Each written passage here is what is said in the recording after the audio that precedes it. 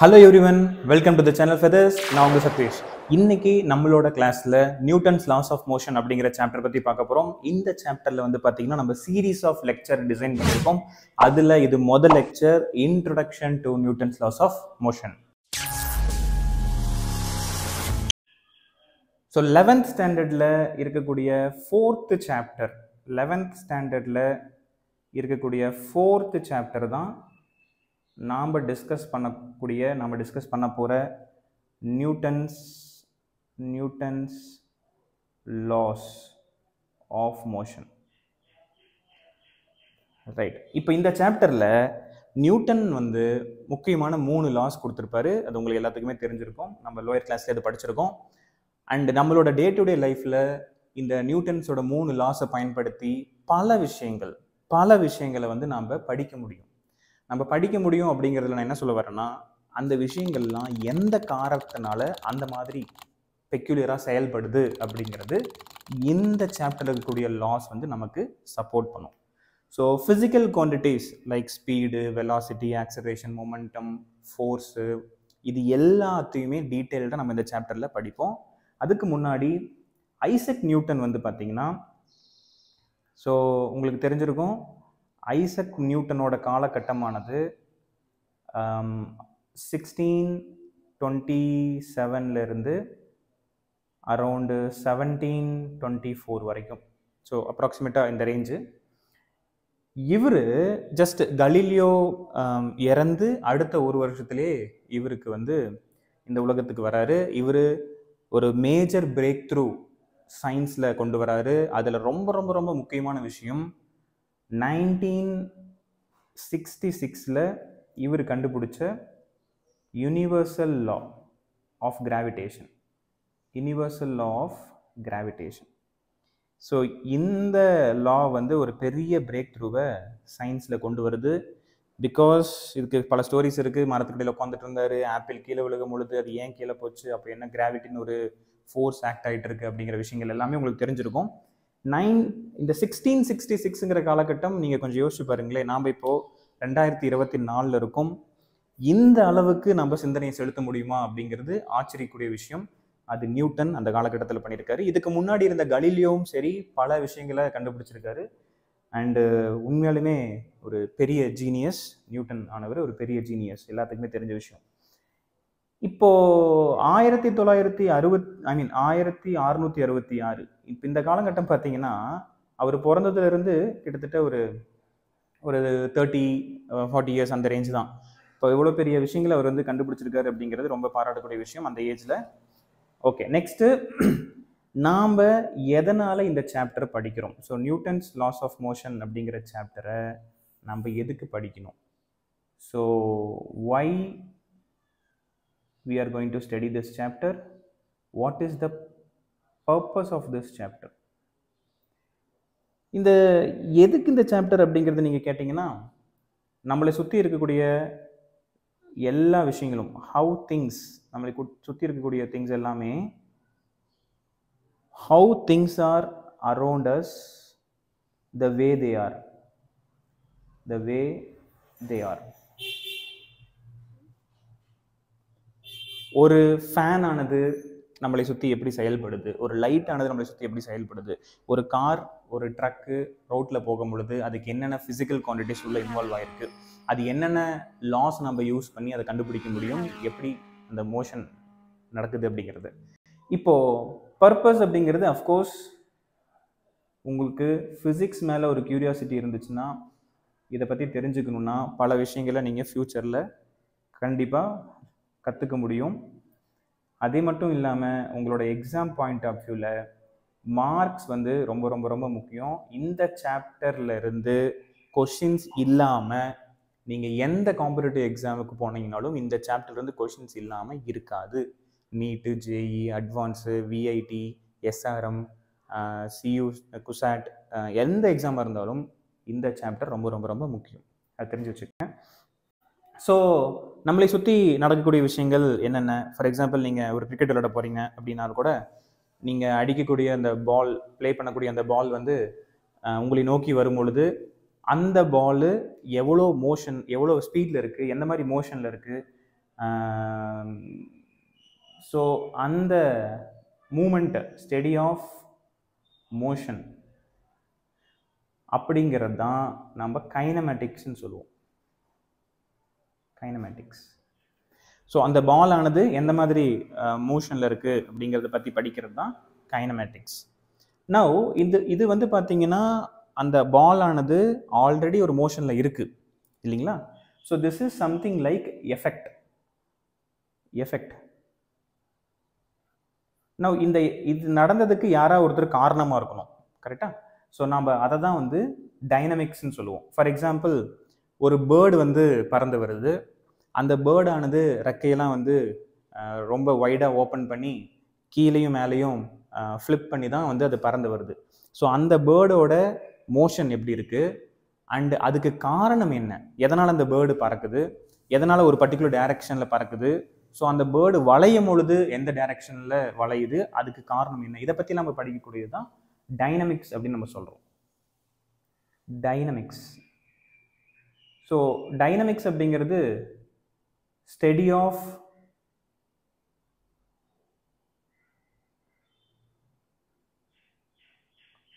force that caused the motion.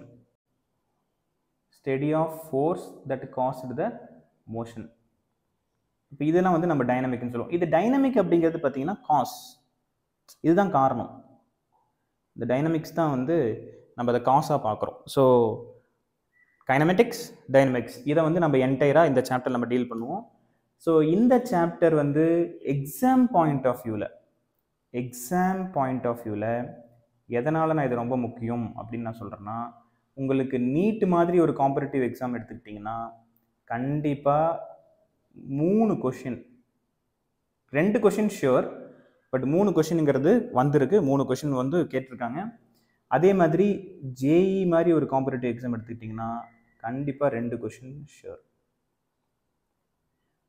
And சிபிஎஸ்சியோட நீங்கள் 11th எடுத்திங்கனாலும் 11th standard CBSE எக்ஸாமுக்கும் இது ரொம்ப ரொம்ப முக்கியம்.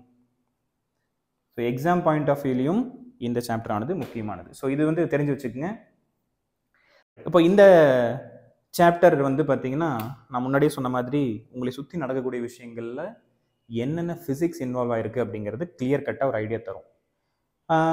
ஒரு நீங்கள் வீட்டில் ஓடக்கூடிய அந்த ஃபேன்லேருந்து டர்பைன் வரைக்கும் எடுத்துக்கிட்டாலும் சரி, ஒரு பட்டாம்பூச்சிலிருந்து ராக்கெட் லான்ச் பண்ணுற வரைக்கும் எடுத்துக்கிட்டாலும் சரி, உங்களோட உடம்புல இருக்கக்கூடிய ஸ்கெலிட்டன் ஸ்ட்ரக்சர்லேருந்து மைன்யூட் செல் லெவலில் இருக்கக்கூடிய டிஎன்ஏ எடுத்துக்கிட்டாலும் சரி, அது மட்டும் இல்லாமல் நீங்கள் ஃபிசிக்ஸோ சயின்ஸை பயன்படுத்தி எந்த அளவுக்கு ஒரு உலகத்தை உருவாக்க முடியுமோ அதே அளவுக்கு அதை பயன்படுத்தி இந்த உலகத்தை அழிக்கவும் முடியும்.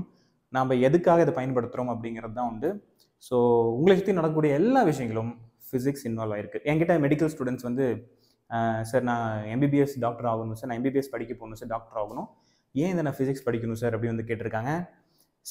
ஃபிசிக்ஸ் அப்படிங்கிறது எல்லா இடத்துலையுமே இருக்குது. ஃபார் எக்ஸாம்பிள், உங்களோட கண் எப்படி செயல்படுது அப்படிங்கிறத முதற்கொண்டு, உங்களோட சவுண்டு எப்படி ப்ரொடியூஸ் ஆகுது அப்படிங்கிறது கொண்டு, உங்களோட டீத்தோட ஸ்ட்ரென்த் எவ்வளோ இருக்கணும், ஒரு விஷயத்தை கடித்து அதை உடைக்கிறதுக்கு உங்களோட டீத்தோட ஸ்ட்ரென்த் என்னவாக இருக்கணும், நீங்கள் இருக்கக்கூடிய இந்த பாடி ஸ்கெலிட்டன் ஸ்ட்ரக்சர், உங்களோட தையில் இருக்கக்கூடிய போனோட ஸ்ட்ரென்த் என்னவாக இருக்கணும் உங்கள் வெயிட்டை தாக்கு பிடிக்கிறதுக்கு, அண்டு நீங்கள் எந்த ஹைட் வரைக்கும் மேக்ஸிமம் போக முடியும், அதுக்கு உங்கள் போன் எவ்வளோ சப்போர்ட் பண்ணும், ஸ்ட்ரெஸ்ஸு எந்த அளவுக்கு, இதில் பிரேக்கிங் ஸ்ட்ரெஸ் எந்த அளவுக்கு இருக்கும் அப்படிங்கிறது எல்லாமே சேர்த்து நீங்கள் பார்க்கும்பொழுது ஃபிசிக்ஸ் ஆனது இன்வால்வ் ஆகிருக்கு.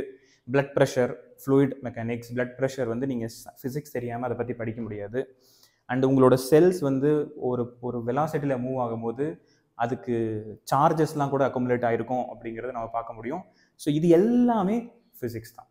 என்னை பொறுத்த வரைக்கும் ஒரு விஷயம் எதனால் செயல்படுது அப்படின்னு உங்களுக்கு ஆன்சர் பண்ணணுமா, ஃபிசிக்ஸ் தெரிஞ்சிருந்தால் பண்ண முடியும். ஸோ சார் பாட்னி, ஜுவாலஜி, கெமிஸ்ட்ரிலாம் அப்படிங்கிறதுலாம் இல்லையா அப்படின்னு கேட்டிங்கன்னா ஃபஸ்ட்டு ஃபிசிக்ஸ் தான் ப்ரியாரிட்டி. பேசிக்கலாக இந்த சாப்டரில் உங்களை சுற்றி நடக்கக்கூடிய விஷயங்களை பற்றி படிக்க போகிறீங்க. ஒரு ரேஸ் காராக இருக்கட்டும், ஒரு இன்க்ளைன்டு பிளெயினாக இருக்கட்டும், இல்லை ஒரு 4-5 பேர் ரோட்டில் நடந்து போகிறதுக்கு என்ன ஃபிசிக்ஸ் இன்வால்வ் ஆகிருக்கு அப்படிங்கிறதா இருக்கட்டும், இல்லை ஒரு ராக்கெட் நீங்கள் லான்ச் பண்ணும்போது, ஒரு ஸ்பேஸ் ஷட்டில் லான்ச் பண்ணும்போது அதுக்கு என்னென்ன தேவையான சயின்ஸ் அப்படிங்கிறது இருக்கட்டும், எல்லாமே இந்த சாப்டர் நம்ம டிஸ்கஸ் பண்ண போகிறோம். ஸோ இந்த சாப்டரை நீங்கள் பெஸ்ட்டாக படித்து நல்ல மார்க் வாங்கணும்னா இதுக்கு சில முக்கியமான பேசிக்ஸ் விஷயங்கள் தெரிஞ்சிருக்கணும். அதில் point point mass. Point mass அப்படிங்கிறதுனா என்ன? ஸோ இந்த பாயிண்ட் மாஸ் அப்படிங்கிறது என்னன்னு பார்த்தீங்கன்னா, இது ஒரு டைமென்ஷன்லெஸ் ஃபிசிக்கல் ஆப்ஜெக்ட். அதாவது நம்ம தூரத்தில் ஒரு ஸ்டார் இருக்குன்னு வச்சுக்கோங்களேன். ஸோ இந்த ஸ்டாரை வந்து நம்ம எர்த்தில் இருந்து பார்க்கும்போது அது ஒரு பாயிண்ட் மாதிரி தெரியும். ஸோ அதை நான் பாயிண்ட் மாஸ்ன்னு ரெப்ரசென்ட் பண்ணுறதுக்கு காரணம் அதுக்கு லென்த்தோ பிரெத்தோ ஒரு மெஷரபிள் குவான்டிட்டியாக இல்லாமல் இருக்குது. அதனால் நான் வந்து ஒரு டைமென்ஷன்லெஸ்ங்கிற ஒரு ஆப்ஜெக்ட் எடுக்கிறேன். அது மட்டும் இல்லாமல் இது மேத் கான்செப்ட். நம்ம வந்து மேத்தமெட்டிக்கலாக இதை வந்து அப்படி எடுத்துப்போம். இது எங்கே யூஸ் பண்ணுவோம் அப்படின்னு பார்த்தீங்கன்னா free body diagram. Free body டயக்ராமில் ஃபார் எக்ஸாம்பிள் ஒரு பால் வந்து வித் மாஸ் எம் இந்த டைரக்ஷனில் நம்ம ஃபோர்ஸ் கொடுக்குறோம் அப்படின்னு நம்ம சொன்னோம்னா இதுக்கு நம்ம ஃப்ரீ பாடி டயக்ராம் ஒரு டாட் வச்சுட்டு அது மேலே ஒரு ஃபோர்ஸ் ஆக்ட் ஆகுது எடுத்தோம்னாவே போதும். ஸோ இதுதான் வந்து பாயிண்ட் மாஸ். ஸோ நான் அந்த பாலை எடுக்கணும்னு அவசியம் கிடையாது, அதை வந்து ஒரு பாயிண்ட்டாக அசம்ஷன் எடுத்துக்கிறேன். ஸோ இது ஒரு முக்கியமான விஷயம் உங்களுக்கு தெரிஞ்சிருக்கணும். சரிங்களா? அடுத்தது தெரிஞ்சக்கூடிய விஷயங்கள் என்னன்னு பார்த்தீங்கன்னா இனர்ஷியா. ஸோ இனர்ஷியா அப்படிங்கிறதுனா என்ன? இனர்ஷியா அப்படிங்கிறது ஒரு ஃபிசிக்கல் குவான்டிட்டி கிடையாது. ஒரு ஆப்ஜெக்ட்டுக்கு மாஸ் இருக்குது, physical quantity, velocity, speed, acceleration, force, momentum, kinetic energy, இது எல்லாமே ஃபிசிக்கல் குவான்டிட்டி. ஆனால் இனர்ஷியா அப்படிங்கிறது it is not a physical quantity. It is not a physical quantity. Inertia அப்படிங்கிறது ப்ராப்பர்ட்டி ஆஃப் மாஸ். ஒரு ப்ராப்பர்ட்டி ஆஃப் ஒரு ஆப்ஜெக்டோட property. Inertia அப்படிங்கிறது resistance to change its state of motion or rest. So resistance to change its rest or state of motion. அதை தான் நம்ம என்னென்னு சொல்கிறோம், இனர்ஷியான்னு சொல்கிறோம். இப்போ ஒரு ஆப்ஜெக்ட் வந்து ஒரு இடத்துல ரெஸ்ட்டில் இருக்குது, அது ரெஸ்ட்லேயே இருக்கணும்னு விருப்பப்படும். ஒரு ஆப்ஜெக்ட் வந்து ஒரு கான்ஸ்டன்ட் வெலாசிட்டியில் மூவ் ஆகிட்டு இருக்கு, அது கான்ஸ்டன்ட் வெலாசிட்டிலேயே மூவ் ஆகணும்னு விருப்பப்படும். இப்போ இந்த இனர்ஷியாவுக்கு வந்து நமக்கு 3 டைப்ஸ் இருக்குது. ஸோ ஒன்று inertia at rest, inertia at motion, inertia in direction. So இந்த மாதிரி 3 டிஃப்ரெண்ட் டைப்ஸ் இருக்குது. ரெஸ்ட்டில் இருந்தால் ரெஸ்ட்டில் இருக்குன்னு விருப்பப்படும், மோஷனில் இருந்தால் மோஷனில் இருக்குன்னு விருப்பப்படும், ஒரு டைரக்ஷன் சர்க்குலர் மோஷனில் இருந்துச்சுன்னா அதை டேர்ன் பண்ணி இந்த சர்க்குலர் டைரக்ஷன் மோஷனில் இருக்கணும்னு விருப்பப்படும். ஸோ இதுதான் வந்து இனர்ஷியா அப்படிங்கிறது. Of course it depends upon mass. Inertia அப்படிங்கிறது டிபெண்ட்ஸ் ஆன் மாஸ்.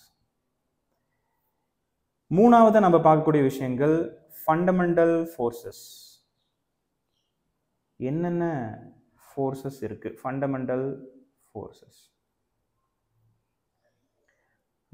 முக்கியமான ஃபோர்ஸு கிராவிடேஷனல் ஃபோர்ஸ். கிராவிடேஷனல் ஃபோர்ஸுங்கிறது weak force, long range force, இது வந்து சென்ட்ரல் ஃபோர்ஸு, இது வந்து மீடியம் மேலே டிபெண்ட் பண்ணாமல் இருக்கக்கூடிய ஃபோர்ஸ். இது எல்லாமே கிராவிடேஷன் சாப்டர் நம்ம டீட்டெயில்டாக படிப்போம். ஸோ கிராவிடேஷனல் ஃபோர்ஸ் வந்து ஒரு முக்கியமான ஃபண்டமெண்டல் ஃபோர்ஸு.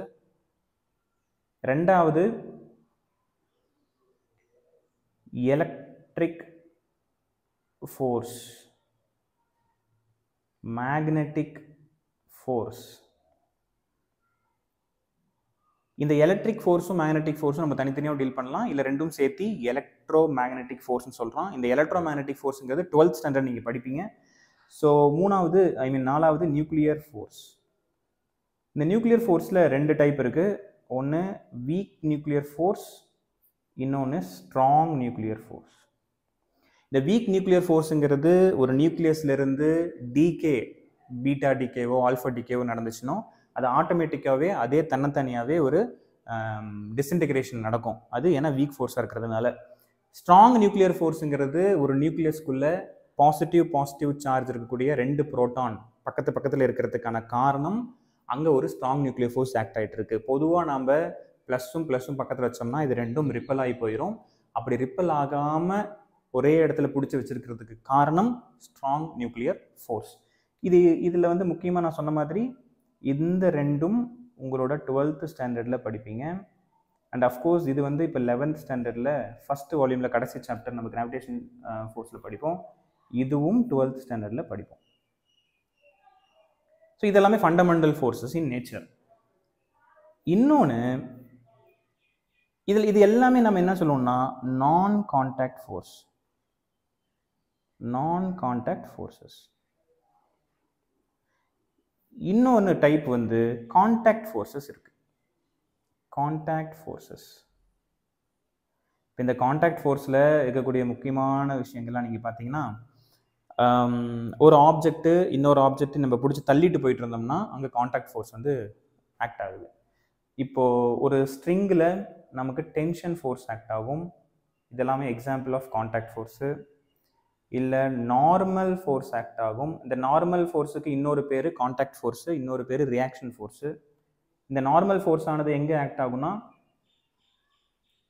ஒரு பாக்ஸு நீங்கள் டேபிள் மேலே வச்சுருக்கீங்க, டவுன்வேர்டில் எம்ஜி ஆக்ட் ஆகிட்டு இருக்கும், அப்வோர்டில் நார்மல் ஃபோர்ஸ் ஆக்ட் ஆகிட்டு இருக்கும். அதுவே தான் நம்ம கான்டாக்ட் ஃபோர்ஸு ரியாக்ஷன் ஃபோர்ஸ்னு சொல்லுவோம். அடுத்தது ஸ்ப்ரிங் ஃபோர்ஸு.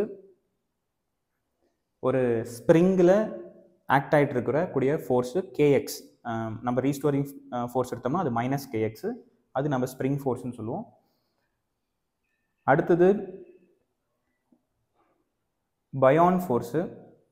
பயான் ஃபோர்ஸ் ஆனது எங்கே ஆக்ட் ஆகிட்டு இருக்கும்? ஒரு ஆப்ஜெக்ட்டு இம்மர்ஸ் ஆகும் போது, ஃப்ளூவிடில் லிக்விடில் இம்மர்ஸ் ஆகும் பொழுது, முழுகி போகும் பொழுது அதில் ஆப்போசிட் டைரக்ஷனில் அப்த்ரஸ்ட் ஃபோர்ஸ்னு ஒன்று ஆக்ட் ஆகும். அதை நம்ம இன்னொரு பேர் பயான் ஃபோர்ஸ்னு சொல்லுவோம். ஏர் ட்ராக். ஏர் ட்ராகு இல்லை ஃப்ரிக்ஷனல் ஃபோர்ஸு, இது எல்லாமே கான்டாக்ட் ஃபோர்ஸு அப்படிங்கிறது தெரிஞ்சுக்குங்க. இதில் முக்கியமானது ஃப்ரிக்ஷன். ஃப்ரிக்ஷனல் ஃபோர்ஸ் வந்து நாம் இந்த சாப்டரில் ரொம்ப ரொம்ப முக்கியம் அப்படின்னு நான் சொல்லியிருக்கேன், பார்த்துக்குங்க. சரி, அடுத்தது உங்களுக்கு முக்கியமாக தெரிஞ்சக்கூடிய விஷயம் வந்து பார்த்தீங்கன்னா frame of reference. Frame of reference. நம்ம ஒரு ஆப்ஜெக்ட் வந்து மூவ் ஆகிட்டு இருக்கு அப்படின்னு சொன்னோம்னா அது எந்த ஃப்ரேமில் மூவ் ஆகிட்டு இருக்கு அப்படிங்கிறத பார்க்கணும். ஸோ இந்த ஃப்ரேம் ஆஃப் ரெஃபரன்ஸுக்கு 2 டைப் இருக்கு. ஒன்று இனர்ஷியல் ஃப்ரேம், இன்னொன்று நான் இனர்ஷியல் ஃப்ரேம்.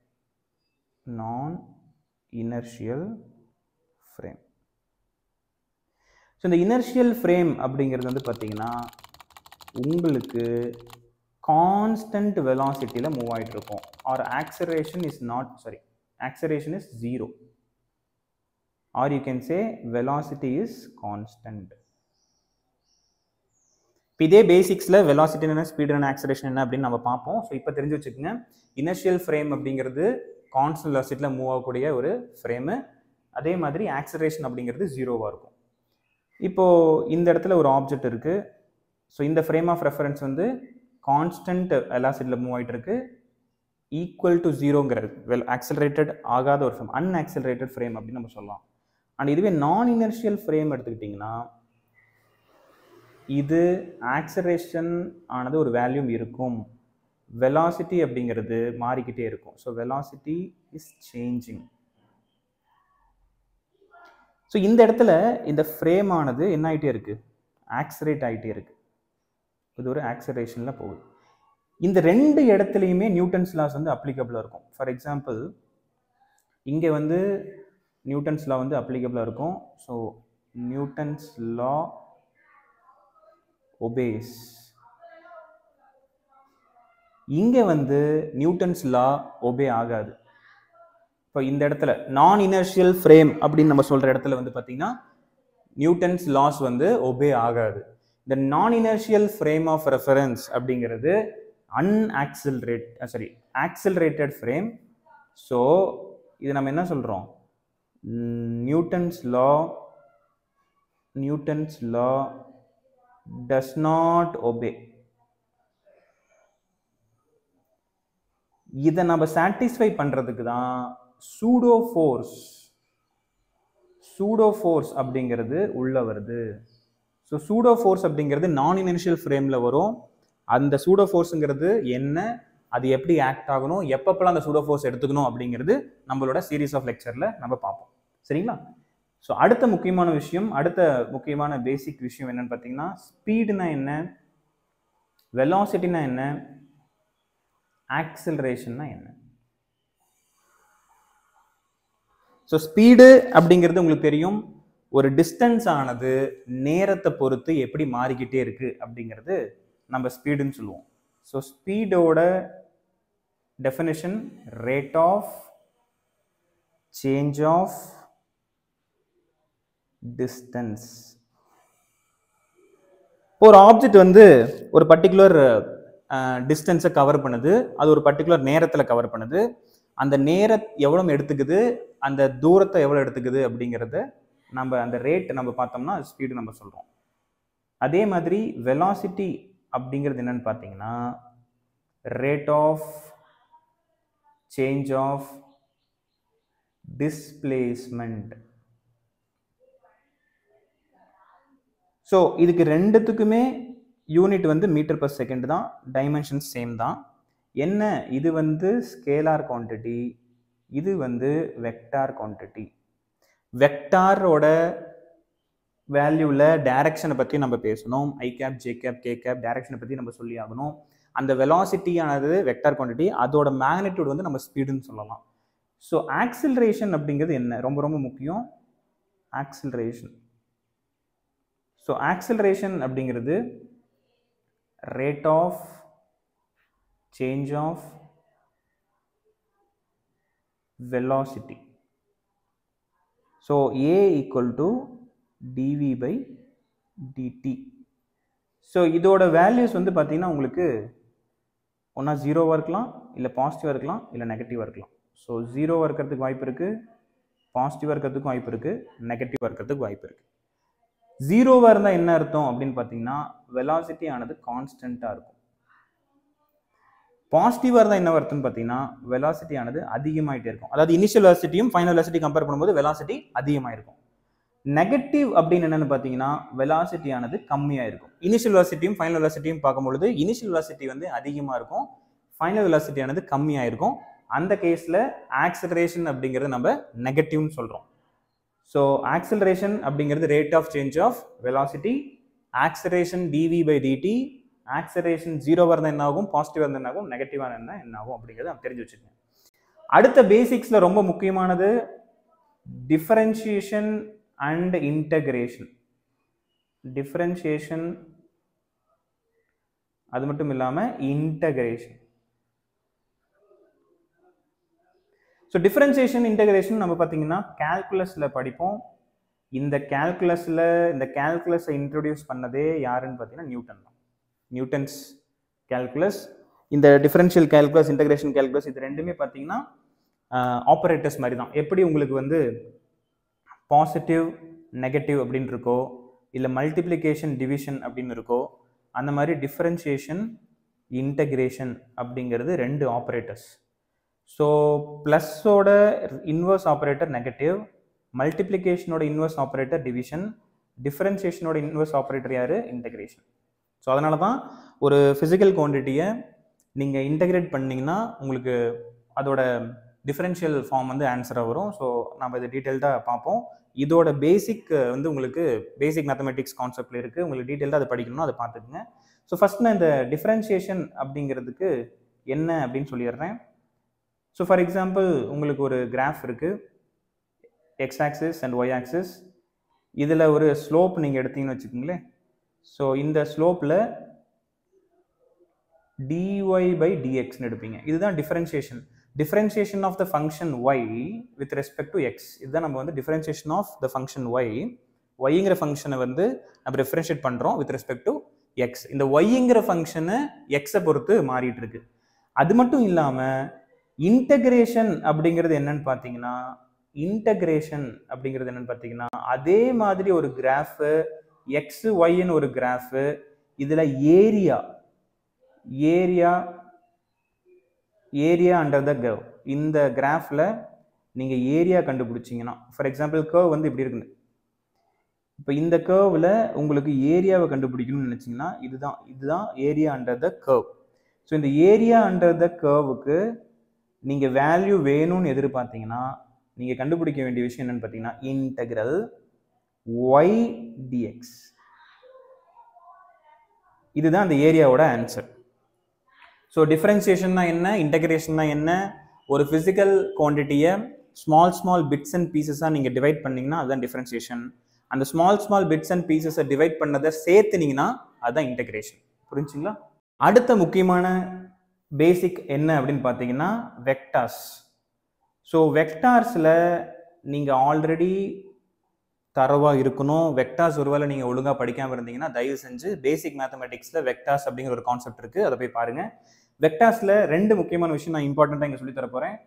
அந்த பாயிண்ட்ஸ் எதுன்னு பார்த்தீங்கன்னா number 1 addition of two vectors. Addition of two vectors. So for example aங்கிற ஒரு வெக்டர் இருக்கு, இது a வெக்டர், இதையும் bங்கிற ஒரு வெக்டர் நீங்க ஆட் பண்றீங்கன்னு வச்சுக்கோங்க. அப்போ aங்கிற வெக்டர் bங்கிற வெக்டர் நீங்க ஆட் பண்ணீங்கன்னா ஸோ இது aங்கிற வெக்டர், இது bங்கிற வெக்டர், இந்த 2 வெக்டாருக்கும் நடுவில் தான் உங்களுக்கு என்ன கிடைக்கும், உங்களோட அடிஷன் ரிசல்டன் வெக்டர் கிடைக்கும். ஸோ ரிசல்டன் வெக்டர் ஆனது இங்கே இருக்கும், சம்வேர் ஹியர். அதோட மேக்னிடியூட் கண்டுபிடிக்கணும்னா r is equal to square root of a square plus b square plus 2ab cos theta. இதுதான் தீட்டா இல்லையா? ஸோ ஏக்கும் பிக்கும் நடுவில் உள்ள ஆங்கிள் என்னது, தீட்டா. அந்த தீட்டா வந்து உங்களுக்கு தெரிஞ்சிருந்தா ஆரோட மேக்னிடியூட் நம்மளால கண்டுபிடிக்க முடியும். ஆர் அப்படிங்கிறது resultant magnitude, resultant vector. So இது உங்களுக்கு தெரிஞ்சிருக்கணும்.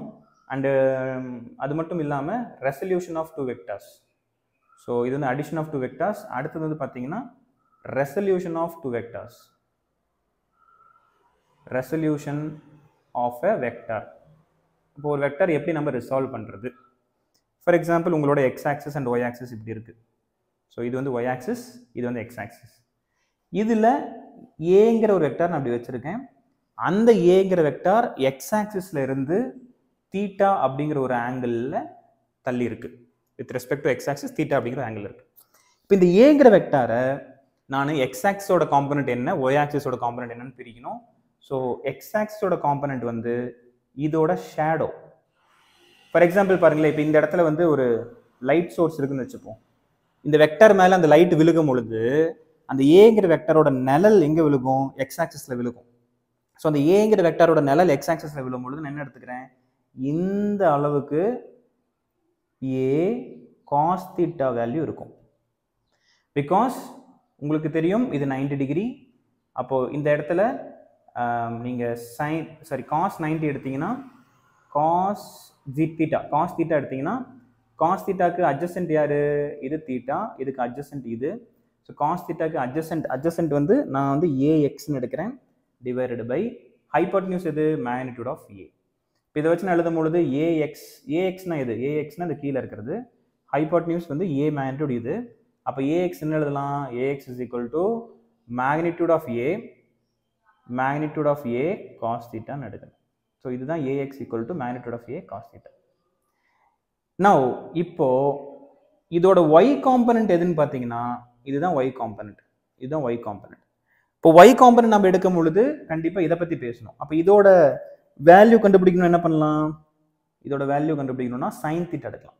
So sine theta equal to ay divided by magnitude of A. So sine theta is equal to ay divided by magnitude of A. இதிலிருந்து ay என்ன கிடைக்கும், magnitude of A sine theta. So ஒருவேளை light source வந்து இங்கே இருந்துச்சுன்னு வச்சுக்கோங்களேன், அப்போ அந்த வெக்டரோட ஷேடோ எங்கே விழுகும், ஒய் ஆக்சிஸில் விழுகும். ஸோ அந்த வெக்டரோட ஷேடோ இங்கே ஒய் ஆக்சிஸில் விழுகும். ஸோ அதை தான் நம்ம என்ன எடுக்கிறோம், ஏ காம்பனண்ட், ஒய் காம்பனண்ட் நம்ம சொல்கிறோம். ஸோ இது ஒய் ஆக்சிஸ் விழுகுது. அப்போ இது என்னவா இருக்கும், ஏ சைன் தீட்டா வரும். ஸோ வெக்டர் ரெசல்யூஷன் அப்படிங்கிறது சிம்பிளாக தெரிஞ்சுக்கணும்னு நினச்சிங்கன்னா தீட்டாக்கு பக்கத்தில் வர்றது காஸ் தீட்டா, தீட்டா விட்டு தள்ளி வருது sign theta. So sine theta வந்து ஒய் காம்பனண்ட்ல வருது, காஸ் தீட்டாங்கிறது எக்ஸ் காம்பனண்ட்ல வருது அப்படிங்கிறது தெரிஞ்சு வச்சுக்கங்க. இப்போ நான் உங்களுக்கு டிஸ்கஸ் பண்ண இந்த கான்செப்ட்ஸ் எல்லாத்தையுமே ப்ராப்பராக புரிஞ்சு வச்சுக்கோங்க. அடுத்தடுத்து வரக்கூடிய லெக்சர்ஸில் நமக்கு நியூட்டன்ஸ் லாஸ் ஆஃப் மோஷன் சாப்டரில் ரொம்ப ரொம்ப ரொம்ப ஹெல்ப்ஃபுல்லாக இருக்கும். நம்ம ஒவ்வொரு லெக்சர் சீரீஸ்லையும் அது ரிலேட்டடான கான்செப்டை பார்த்துட்டு அது ரிலேட்டடான அதிகமான ப்ராப்ளம்ஸையும் நம்ம சால்வ் பண்ணுவோம். உங்களுக்கு நீட் அண்ட் ஜேஇ எக்ஸாமுக்கு ரொம்பவும் ஹெல்ப் பண்ணுவோம். Stay tuned. இந்த லெக்சர் சீரீஸை மிஸ் பண்ணிடாதீங்க. தேங்க்யூ. அடுத்த video Newton's first law of motion, அதோட அப்ளிகேஷன்ஸ் அண்ட் அதோட ப்ராப்ளம்ஸை நம்ம டிஸ்கஸ் பண்ணுவோம். Until then, bye.